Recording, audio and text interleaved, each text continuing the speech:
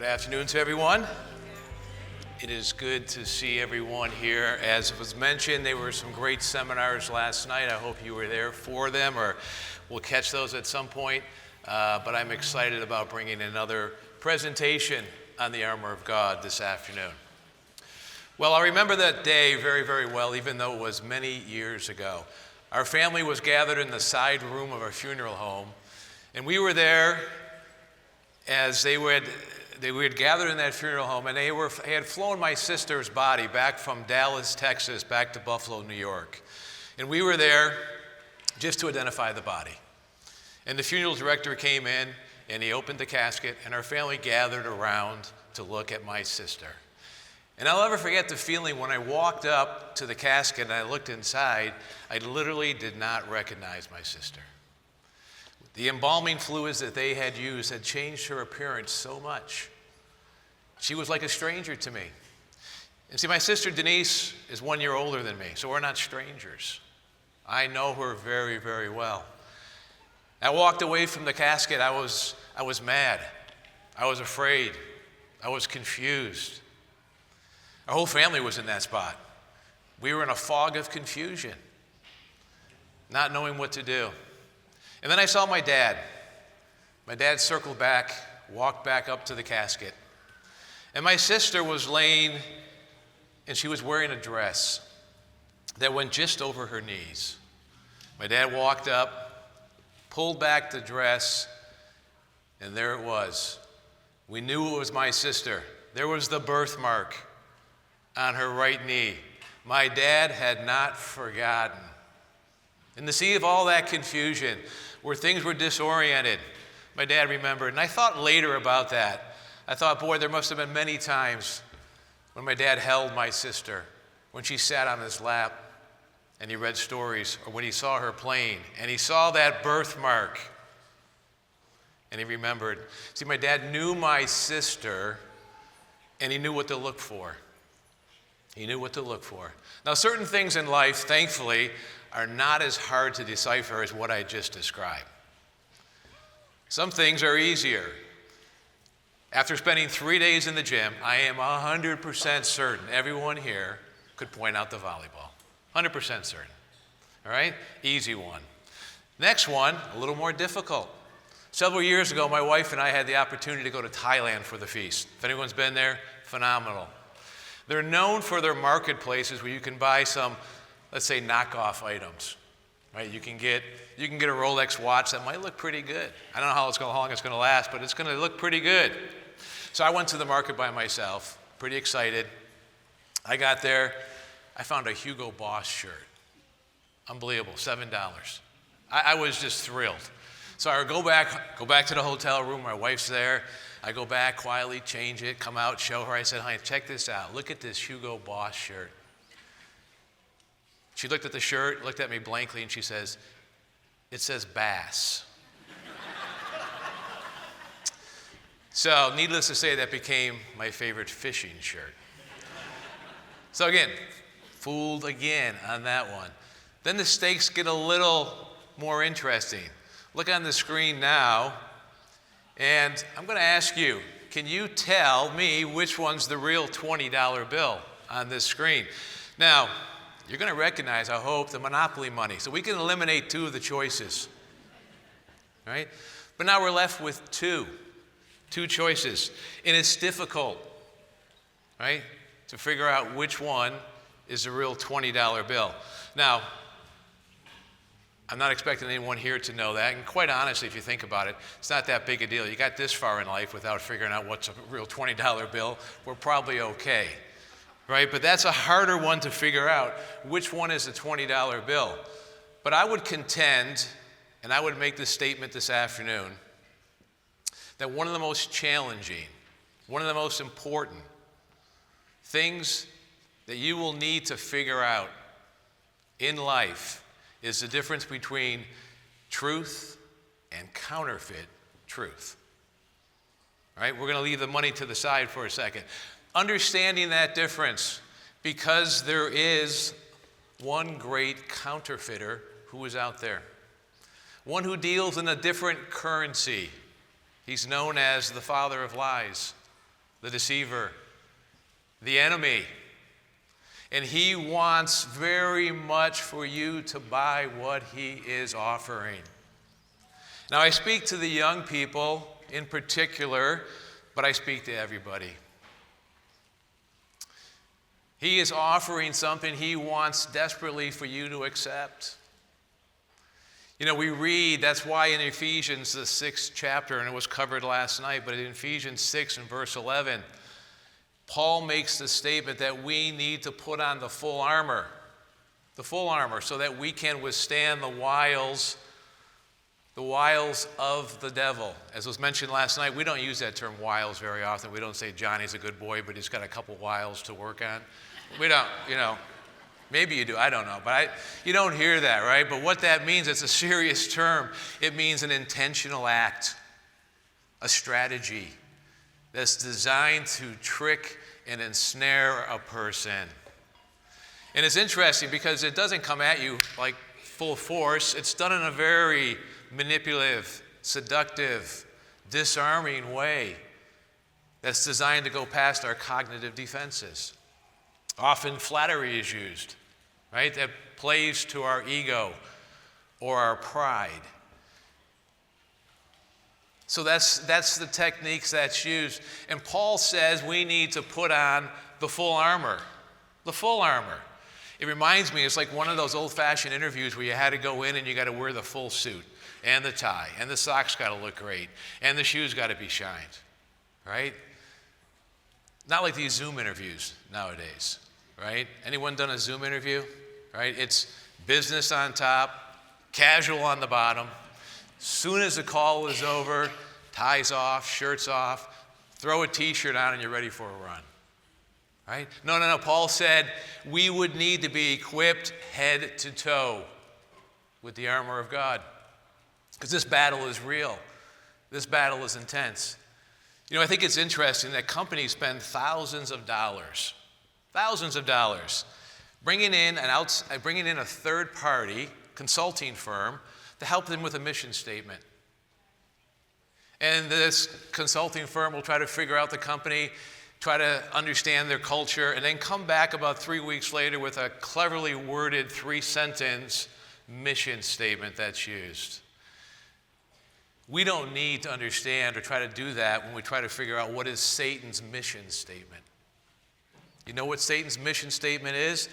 The one who knows him, Jesus, the one who knows him very well, knows his statement. He mentions it in John 10. He says he's the one that's come to what? Steal, kill, and destroy. We don't need 3 sentences. We don't need thousands of dollars. A very simple mission statement. It's what Satan has come to do, to steal, to kill, and destroy is his objective, is what he is trying to do. And that's why Paul goes on to say this is a battle that is raging, that the enemy wants us to buy in and buy into that truth. And this is why he talks about in the battle to win us over that we must put on the armor of God. And I think it's interesting when you go to Ephesians 6 and verse 14, the very first thing that's talked about, the very first piece of armor is the belt of truth, right? Paul says we need to gird up our loins with the belt of truth. The irony of that statement is, and I thought about this for months, right? Don't forget your belt. I'm speaking about the belt. I couldn't find my belt this morning, but luckily I found it at the last second.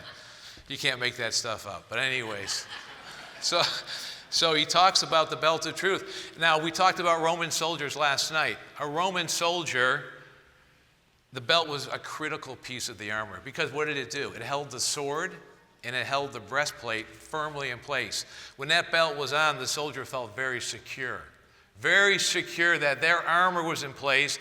They could go to battle and they could be safe against the attacks from the enemy. A very important thing. There would be no soldier that would go without their belt on because it made them feel secure. It gave them a sense of protection, that all was right. When Paul talks about the belt of truth, it's the same for us.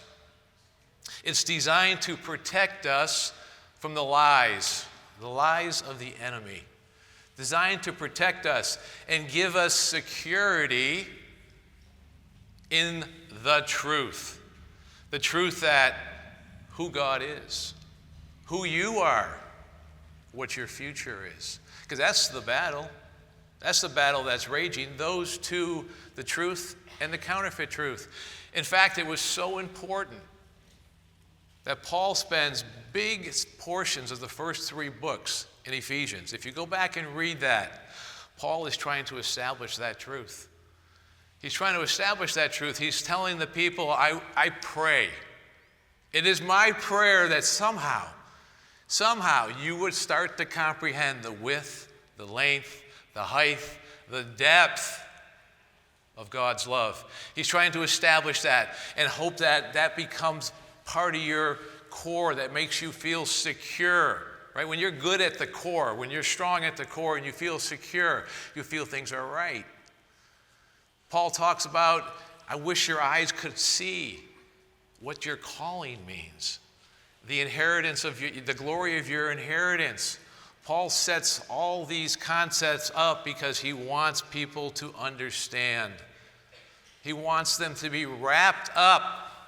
He wants their waist girded with that truth because that's what the enemy wants to attack. You know, I know for young people, identity is a big thing. Trying to figure all that out, trying to understand that piece. But Paul talks about, you know what? The Father wants your identity to be in Christ. You are a son or a daughter of God. If that's wrapped around our waist, that gives us security to go into the battle against the lies of the enemy. You know, anything worth counterfeiting has value. If you think about it, it's an interesting thought, right? Money, paintings, jewelry, Hugo Boss shirts, right? They all have value. The enemy realizes this too. The enemy understands that. He understands how priceless our relationship is with God. He understands the worth of that relationship, and he's out to attack it. And I think it would be a shame, if we left here this weekend without understanding the value of our inheritance as much as the enemy does. If we did not understand that fully. He understands that. And that's why he's all about putting out his lies. He's all about the lies that he wants us to buy into. Some of these lies are big and some are small.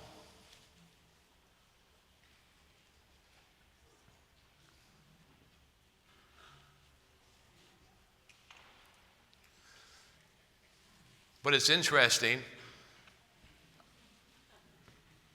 I don't think, and I'm familiar with the slides, I don't think there are any warning messages on there, right? Satan, when he puts something out, young people remember, it's all good. It's all good. There's no downside. That's the hook. You know, it's not like those drug commercials you'll see when someone has an issue and they're advertising for a drug you can't pronounce, right? And they always show the picture of the grandfather pushing the granddaughter on the swing or the family eating a meal outside by the ocean. And it all looks good until you hear that warning in the background, like side effects may include, right? And they go into that whole thing. It could be dizziness, liver damage, stroke, heart attack, possibly death. I'm thinking, maybe I'll just deal with what I have, right? Right? That's pretty tough. That's a tough laundry. But you don't find that with what the enemy puts out. There is no fine print. No, what is put out is a really compelling package, a really compelling ideology that when it's put together, it looks pretty compelling. The whole package looks pretty good. It looks good. It looks good. There's no warning, but you know what? Young people, all those side effects we talk about, they might show up a year, 5, 10, 20 years later. They might show up in the form of a failed marriage or a life emptied by a bottle. Life emptied by a bottle. And so it's really hard because Satan is the best at what he does. And we're just humans. We're humans. And the way we think and the way we process our behavior, it can be really hard. And sometimes with all these messages that are coming at us from every angle, it's easy for things to get distorted and things to become disorienting in life. It's very easy for that to happen because, again, part of it is how we are as human beings and how we process information, that things become a little out of kilter, right? And it's to the point we really can't trust ourselves to know what's really true. I want to give you 3 brief examples of that. Three quick things about how our human nature can trick us, right, if we're acting apart from the belt of truth. First one is something called the illusory truth effect. It simply means that there's a tendency to believe false information to be correct if you hear it over and over and over and over again, right? You hear that a lie told often enough becomes true. They've done tons of studies on that. You can hear just very neutral statements. You might not know if it's true or not, but if you hear it enough, you just go, you know what? I heard my neighbor say that's true. Right? It becomes true. And it's interesting how it works. Has anyone ever heard the expression, breakfast is the best, most important meal of the day? I grew up with that. I'm afraid to leave the house without eating breakfast. I'm not sure if I'm going to make it to noon. It's drilled into my head. I ate something this morning, right? Is that true? Is that a true statement? Could be. But the origins of that go back to 1917, where the founder of Kellogg's put out a marketing campaign to get people to eat more cereal. Don't stop eating breakfast, though, okay? But it's interesting. But on a more serious note, how does this translate into something a little more serious? Have you heard the expression, you're the master of your own destiny, right? You control it all. Now, there's a lot of good things in life. I hope good work, good habits, good causes, good effects, right? A lot of that happens. But when we say we control it all, you're the master of your own destiny, guess what? Where's God? Where's God's plan? Where's his purpose for you? It takes God out of the equation. Very subtle. Second one is something called cognitive dissonance. Simply means that what I believe and how I'm acting, they're not matching up. Right? There's a little bit of friction here. Internal warfare is going on. I'll give you a real easy example. If I believe exercise is very important. I strongly believe in it. But I'm having a hard time getting off the couch and going to the gym. One of 2 things are going to happen. I'm either going to adjust my behavior and go to the gym to match my belief, or I'm going to adjust my behavior. Now, hypothetically, I could say, I'll just go down to the basement and play ping pong. Right? That's exercise now. And you get this whole thing worked up about how ping pong is the best exercise I could ever have. There's a lot of stretching, leaning, all this kind of stuff. And that's how you sort of reconcile the two. You change your behavior. Again, on a more serious note, we have that disconnect in how we believe. We might say, you know what? I believe in God. I know God is good. I know his word is good. But I just can't figure it all out. It's too confusing. He says this, he says that, she says this. It's so hard. You know what I'm going to do? I'm just going to be the best person I can be. And that's how we resolve that difference, and we set our own standard now apart from God's law. Last one I want to look at, something called confirmation bias.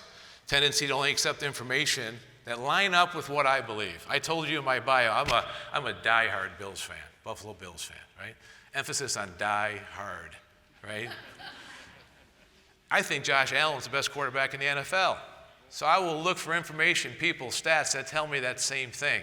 I will push things to the side that don't line up with that. And on a more serious note, if I feel like God is unfair, oh boy, I can find people, I can build cases, I can build a case against God that God is unfair. And I'm not going to hear anything else to the exclusion of who God really is and the fullness of God in all his glory. That I've excluded all that stuff. So now we have a dilemma. What do we do? What do we do? Satan, he's the best. We've got our human nature. How do we best Put on this belt of truth, to use it in a powerful way. How do we get there? Paul has a very interesting verse in Philippians. Philippians 1 in verse 9. It says, I pray that your love may abound still more and more in all knowledge and all discernment, that you may approve the things that are excellent. Discernment means all the stuff we're talking about. Test, examine, look at closely, prove, know what's true. So what? So that you can approve all the things that are excellent, all the things that are good, and you would know what, this is good. What is over here with the enemy? Yeah, it doesn't line up. That's not good. It even gets a little more nuanced than that. There's a quote I like from C.H. Spurgeon, who is a theologian and a minister who took discernment and gave it this definition. It's not knowing the difference between right and wrong. It's knowing the difference between right and almost right. That's what we're talking about. So many things. We're used to a world where we go, I got a 90% on the test. That was pretty good, almost right, right? We live in that world. But when we come to truth and discernment, almost right can be quite dangerous. Quite dangerous. I want to give you I want to put a comment up on the slide here. God is love. We all agree with this statement? All good? I want to make sure I'm still the WFW, not the WWF. Okay. So we all agree with that. God is true. We'd all say that, right? But sometimes that statement can be used to define God in a way that he does not define himself. If you look at some of the comments that are thrown around, all of a sudden now we have a very different God. We have a God that sort of conforms to a God that I'm comfortable with, a God that condones my choices. So on the surface, we're all there, but then you start peeling it back, there's a messaging there. That's very right. At the start, God is love. But if God's defined in a way that's not God, right? We've created a God in our own image that we can live with. Almost right. Very dangerous. So how do we get there? I want to look at 4 examples for how the experts do things. This is from the Federal Reserve Bank of St. Louis org site. And it's just entitled 4 Easy Ways to Spot Counterfeit Money. 4 easy ways. The first one is what the experts do. They handle the money. They understand it by touch. Touch. Now I got eyes up. We got dollar bills going now. The $20 bill is the most counterfeited. The most counterfeited. I'm giving up too much information. I don't want to start anything here. It's the most counterfeited bill that's out there. But they handle it every day. It's part of their job. I just want to quote something here from one of the workers from the St. Louis operation. They says, we feel the currency every day. When you are handling it every day, you definitely know what it feels like. So when all of a sudden you get a piece of paper in your hand and you're like, oh, that's different. Right? They understand it doesn't feel right. Because why? They deal with it every day. Touch, touch, touch, touch. Second thing they do, they hold it up to the light. They hold it up to the light and they look for, there's a thread or a banner that runs and it shows different colors. They look for that. They also take this $20 bill and they move it upside down, to the side, back, because there's different ink all through here that'll change color from copper to green. All different colors. They look for that. Then they get out a magnifying glass. There you go, thanks. A magnifying glass. And they look because there's micro printing embedded throughout a $20 bill. That'll say United States of America, USA, USA, all the way through. They look for those 4 things to know whether or not it's the real deal. And I thought about that and how it works for us. You know, they handle this every day. We need to be handling the word of truth every day. Multiple touch points. We need to know God. We need to experience God. I love that verse in Psalms 34. Taste and see the goodness of the Lord. That we're in tune with that so much that we know what's real by touch, not our touch. Remember I said we can get fooled. But we understand who God is and what he says. And then when something comes across, messages that come into that, because we're thinking about God, understanding God, oh, that feels different. It's not right. When we hear or see something, we need to hold it up to the light. The light who said, I am the light. We need to hold it up.